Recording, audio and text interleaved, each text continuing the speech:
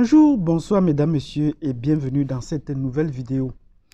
Ça fait un bon bout que nous n'avons pas échangé sur cette plateforme et en Amérique du Nord où nous nous trouvons, le mois de février est considéré comme le mois des Noirs. C'est vrai qu'en Afrique, on ne connaît pas trop cette célébration, mais ici en Amérique du Nord, c'est une célébration qui se passe chaque année. Or, depuis que nous sommes arrivés en Amérique du Nord, depuis plus de 5 ans que nous sommes arrivés ici en Amérique du Nord, et particulièrement dans la partie ouest du Canada, il se peut que cette célébration se répète chaque année, mais il n'y a pas de changement.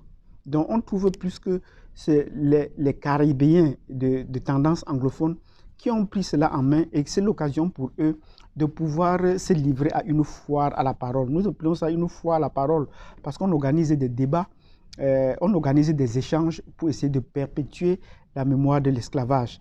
Or, parlant de l'histoire de l'Afrique, nous savons qu'il y a une histoire, la version européenne, celle qu'on enseigne dans les écoles, et qui n'est pas la version des Africains ou des universitaires africains, et qu'on appelle afrocentrique. Donc l'histoire de l'Afrique peut s'écrire sur deux démarches, sur deux approches.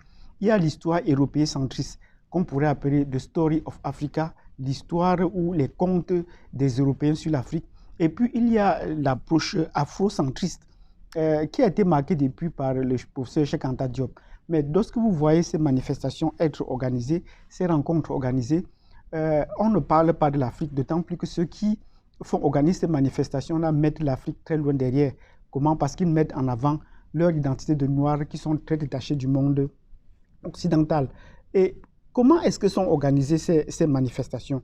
Or, quand les gouvernements vous donnent, les gouvernements européens vous donnent, les gouvernements des Blancs vous donnent de l'argent généralement pour organiser cela, ils vous ont déjà fixé un cahier de charges. Si vous remplissez telles conditions, ils vont vous parler de l'inclusion, ils vont vous parler de la diversité, ils vont vous parler de ceci et de cela. Mais comment est-ce que vous pouvez continuer à perpétuer cela alors que ça ne change rien dans la communauté des Noirs? Ce n'est que reprendre l'esclavage ou reprendre l'histoire des Africains sur le modèle que l'on connaît déjà. Or, si vous voulez apporter une approche africaniste, eurocentriste, on vous dira que non, ce n'est pas ça, parce que ce n'est pas financé. Donc, par cette vidéo, je voudrais donner mon point de vue personnel et un point de vue académique du point de vue d'un Africain qui vient d'ici, qui vient de l'Afrique pour essayer d'analyser ces conditions. Que cette manifestation doit être déjà de 1, changée, la date doit être changée, les Africains doivent fixer eux-mêmes cette date de manifestation. Ensuite, les thématiques qui sont élaborées ne doivent pas venir d'ailleurs.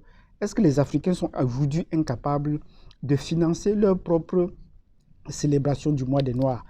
C'est les seules communautés qui sont célébrées ainsi. Les autres communautés n'en ont pas besoin.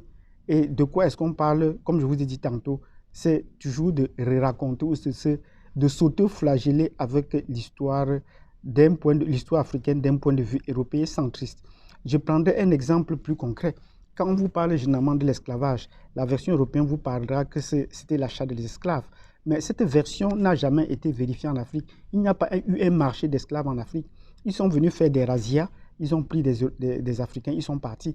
Mais sur les marchés américains, on connaît bien le jour des marchés, comme le Black Friday, on connaît bien les jours de marché, on connaît bien où a lieu les lieux de marché.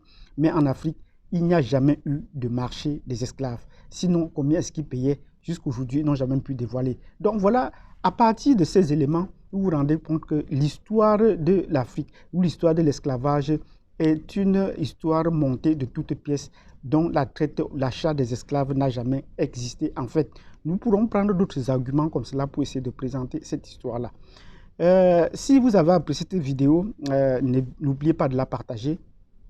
Abonnez-vous, cliquez sur la notification parce que nous allons vous donner l'histoire de l'Afrique d'un point de vue afrocentriste, d'un point de vue d'un Africain qui a étudié en Afrique et d'un point de vue d'un Africain qui a eu l'expérience de bien vivre en Afrique avant d'arriver ici.